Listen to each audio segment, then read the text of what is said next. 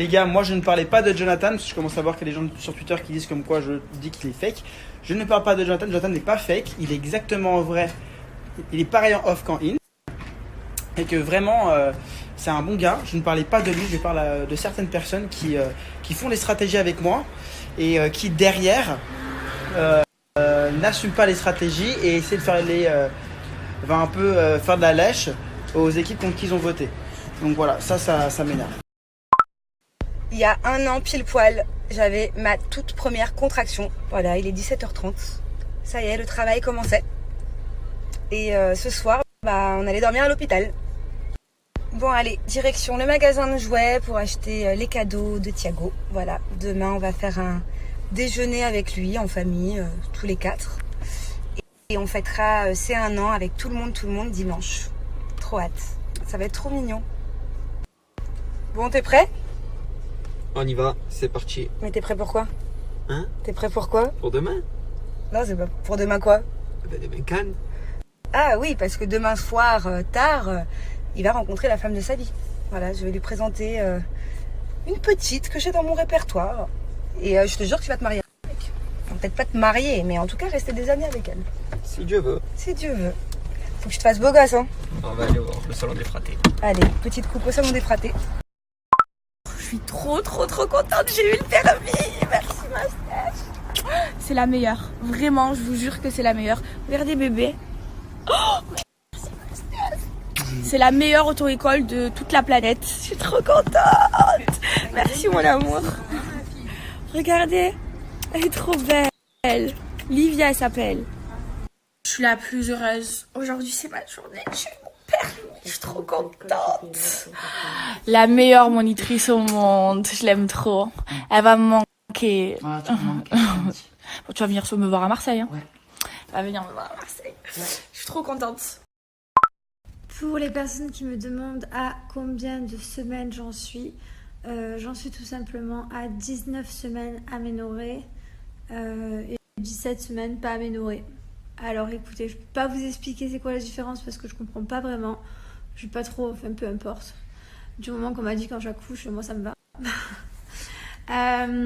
Voilà, donc du coup, en fait avant je me concentrais pas du tout sur mon ventre. Voilà, je vivais normalement et tout.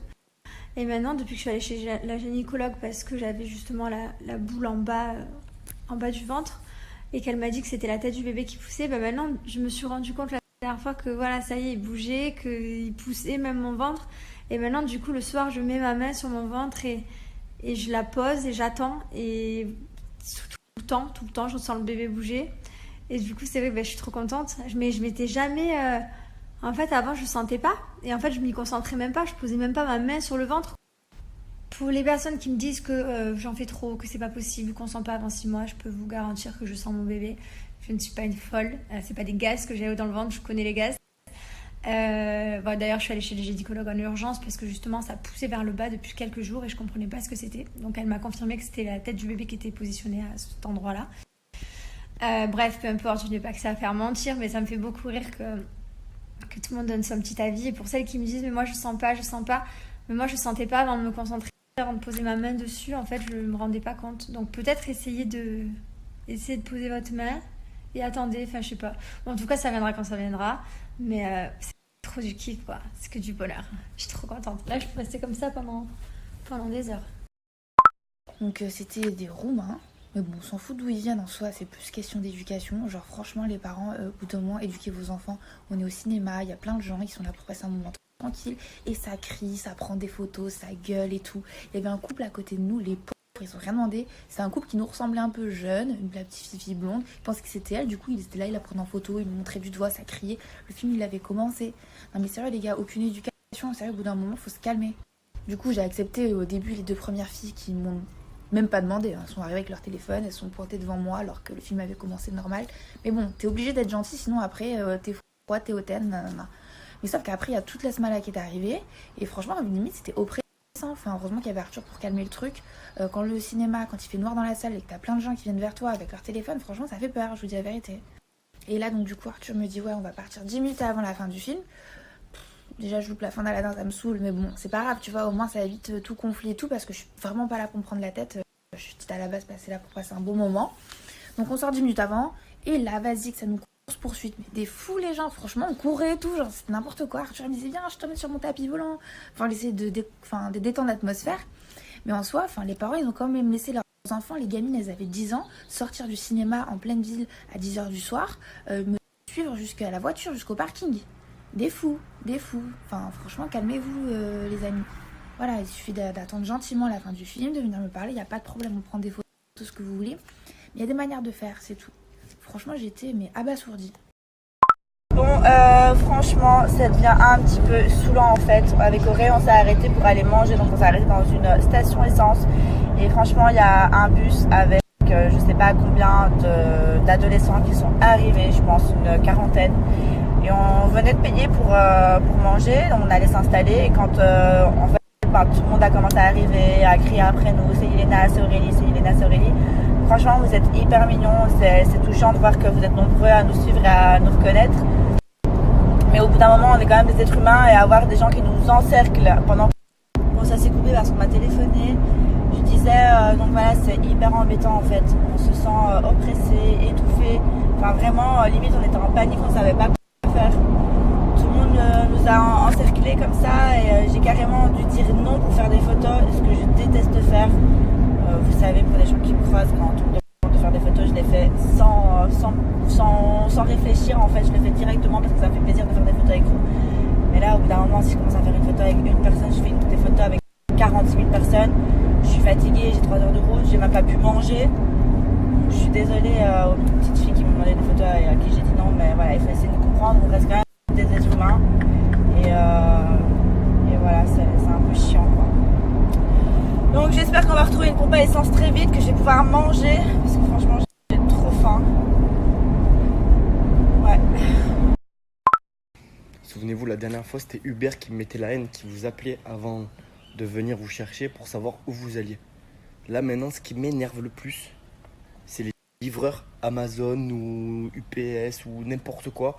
Ils t'appellent avant de venir chez toi pour savoir si t'es chez toi. Mais ta race, viens, sonne. Si je suis pas chez moi, je suis pas chez moi. Mais m'appelle pas pour savoir si je suis chez moi, frère. Je comprends pas, ton travail c'est de venir livrer. Donc tu viens livrer. Si je suis pas, tu l'amènes à un point relais ou j'en sais rien, tu le mets dans le cul, frère, j'en sais rien. Mais si je suis. M'appelle pas, frère, c'est quoi ces trucs? C'est des fous, c'est comme si le facteur il t'appelait maintenant. Oui, allô, tu es chez toi pour que je vienne te poster la lettre? Frère, c'est quoi ces trucs? C'est n'importe quoi. Oh, ça me met la haine. En plus, le pire, c'est pas ça. Le pire, c'est que le numéro qui m'appelle, il y a écrit Angleterre, je sais pas quoi, nani. Frère. Alors, eux, je les mets sur le même stade que Uber qui t'appelle pour savoir où tu vas. N'importe quoi. Et il y en a d'autres aussi, les livreurs qui t'appellent. Ils ont pas sonné. Hein. Oui, je suis passé, mais vous avez pas répondu. Ouais, mais tu as pas sonné. Oui, mais je suis en camion. Mais que je m'en bats les couilles, tu peux livrer en trottinette, en camion, en Vélib ou en Montvier, frère. Si je m'en bats les couilles, tu viens, tu sonnes, frère. Ton travail, c'est pas de m'appeler, de me faire descendre. Ton camion, tu le gares, j'en sais rien où tu le mets, tu sonnes, tu viens, tu me le livres. Frère, c'est un truc de ouf. C'est un truc de ouf. Genre maintenant, il faut descendre, limite lui faire le créneau. Tu lui fais le créneau, camion, c'est bon, tu es garé. Si tu veux que je livre moi aussi le reste de ta journée. C'est quoi ces trucs, frère? N'importe quoi. Ouais, parce que je vais vous expliquer. Je reçois des tonnes de colis tous les jours, évidemment. Le truc, c'est que c'est pas mon adresse, c'est pas chez moi. Je me fais livrer chez quelqu'un parce que je sais qu'il y a toujours quelqu'un à cette adresse-là. La dernière fois, pas une seule fois, la sonnette a sonné. Il n'y a personne qui est passé, personne n'a sonné, personne n'est venu livrer quelque chose. J'ai reçu un message comme quoi mon colis était dans un point relais parce que j'avais pas répondu au téléphone pour descendre chercher le...